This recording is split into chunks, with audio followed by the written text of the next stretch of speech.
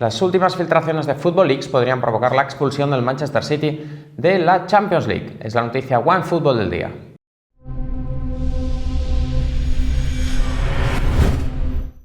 A finales de la semana pasada, Football Leaks reveló algunas nuevas informaciones, correos electrónicos que ha publicado el rotativo alemán Der Spiegel, como ya sucedió en el mes de noviembre. Recordemos que el Manchester City sigue todavía bajo investigación por las últimas filtraciones de Football Leaks, cuando la UEFA todavía no ha decidido la posible sanción del Manchester City. Se siguen añadiendo más pruebas que revelan hasta qué grado el Manchester City hizo trampas en sus cuentas, y no solo en sus cuentas. Las últimas filtraciones de Football Leaks afectan a dos temas. El primero de ellos hace referencia a lo que ya se había filtrado en noviembre, que es las trampas, el maquillaje financiero que el Manchester City había hecho para inyectar dinero procedente del propietario en las cuentas del Manchester City a través de los patrocinadores. Lo que pasa es que en esta ocasión conocemos ya más detalles específicos sobre la cantidad de dinero y qué patrocinadores contribuyeron, ayudaron al club a hacer trampas. Una posible expulsión de la Champions League, desde luego, tendría unas consecuencias desastrosas para el club. Para empezar, porque posiblemente vería muy limitada su capacidad para atraer a jugadores de primer nivel, y en segundo, porque reduciría notablemente sus ingresos, además considerando con el agravante de que la UEFA está vigilando de cerca al club para que ya no pueda seguir inyectando dinero a través del propietario. Vamos con algunos datos concretos que hemos podido conocer gracias a esas filtraciones de Football Leaks. En un correo electrónico de 2010, que entonces era enviado por Simon Pearce, que entonces era directivo del Manchester City, le escribe a otro directivo de uno de los patrocinadores, un fondo de inversión de Abu Dhabi que se llama Abar, para indicarle que el patrocinio que ese fondo de inversión tenía que hacer al Manchester City era de 3 millones de libras y que los restantes 12 millones de libras los pondría Su Alteza. Es decir, en este correo electrónico de 2010 queda patente que este fondo de inversión había pactado darle 3 millones al Manchester City, pero en las cuentas aparecen 15. ¿Quién pone los 12 de diferencia? El propietario del Manchester City, que a través de este fondo de inversión está canalizando su propio dinero en el club. Algo, por supuesto, está terminantemente prohibido por las normas de juego limpio financiero de la UEFA. Estas trampas que se hicieron, de momento conocemos hasta 2012, la cantidad asciende a 150 millones de libras. Es decir, al menos hasta 2012, el propietario habría inyectado en el club 150 millones de libras vía los patrocinadores. La UEFA controla que el dinero que los patrocinadores remiten al club llegue directamente desde las cuentas de ese patrocinador. Es decir, si por ejemplo Etihad tiene un contrato de patrocinio de 100 millones de libras, UEFA controla que los 100 millones de libras salgan de las cuentas de Etihad directamente al Manchester City. Así que lo que hacía el Manchester City era muy sencillo.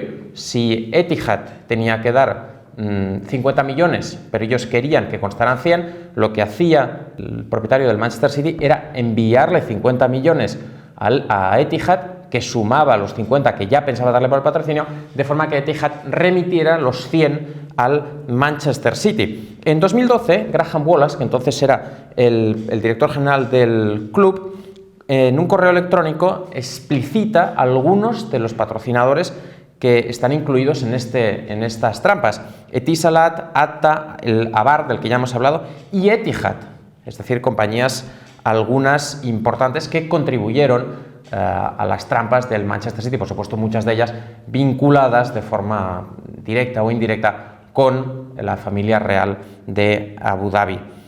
Por supuesto, el agravante en este caso es que en 2014, cuando el Manchester City ya fue sancionado junto al Paris Saint-Germain por las trampas que hicieron en su día por vulnerar las normas de juego limpio financiero, en aquel entonces, en 2014, el Manchester City prometió cumplir las normas en el futuro a cambio de la que la sanción fuera menor. Ya vemos que el cumplimiento de las normas, digamos, no es el fuerte del Manchester City. Este es el primer tema, el que hace referencia a la vulneración del Manchester City, las trampas que hizo para vulnerar las normas de juego limpio financiero de la UEFA a través de sus patrocinadores. El segundo tema hace referencia a la Federación Inglesa. La Federación Inglesa ha abierto ya una investigación contra el Manchester City por vulnerar las normas que hacen referencia a la prohibición del TPO. El TPO es la propiedad de terceros. En la Premier League, desde 2008, hizo una norma que prohibía que los clubes pudieran tener futbolistas en la Premier League que fueran propiedad de empresas. Es decir, desde 2008 cualquier futbolista que juega en la Premier League tiene que ser propiedad al 100% del club. No se admite que el 20% sea propiedad de un fondo de inversión o sea propiedad de una empresa o de un particular, no importa. El caso es que está prohibido desde entonces. El caso es que en 2014 el Manchester City fichó a Bruno Zuculini y lo cedió inmediatamente al Valencia, cuando Zuculini todavía era propiedad de una compañía. Esto en sí no es ilícito porque Zuculini no llegó a jugar en el Manchester City, pero entonces la Federación Inglesa preguntó al Manchester City quién estaba detrás de esa empresa que era propietaria de Zuculini. Y el Manchester City no le dijo a la Federación, no reconoció que quien estaba detrás de esa empresa y quien había gestionado la financiación de esa empresa era, sorpresas, Ferran Soriano, director general del Manchester City. La explicación es la siguiente.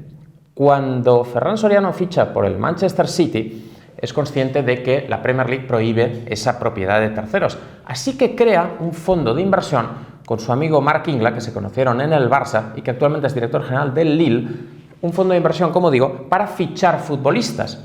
En correos electrónicos filtrados queda patente que la única finalidad de ese fondo era vulnerar las normas de la Premier League, porque así lo explicitan ellos mismos en los correos electrónicos. El caso es que ese fondo de inversión tenía como destino fichar futbolistas sudamericanos para el Manchester City. Lo que pasa es que al final no consiguieron, digamos, fichar a ningún futbolista que luego obtuviera gran notoriedad y el fondo acabó disuelto en 2015, cuando también la FIFA se sumó a la prohibición, que ya hacía años que estaba vigente en la Premier League, de no poder fichar futbolistas que fueran propiedad de empresas. Recordemos que la Federación Inglesa ya está investigando al Manchester City por el fichaje de Jadon Sancho, como comentamos aquí hace unos días. En fin, como ya dijimos en aquel entonces, es evidente que todas estas filtraciones dejan patentes que el Manchester City lleva muchos años vulnerando las normativas, en este caso ya no solo las de la UEFA, también las de la Federación Inglesa, y que su respeto de la normativa brilla absolutamente por su ausencia. El club lo único que ha comentado como defensa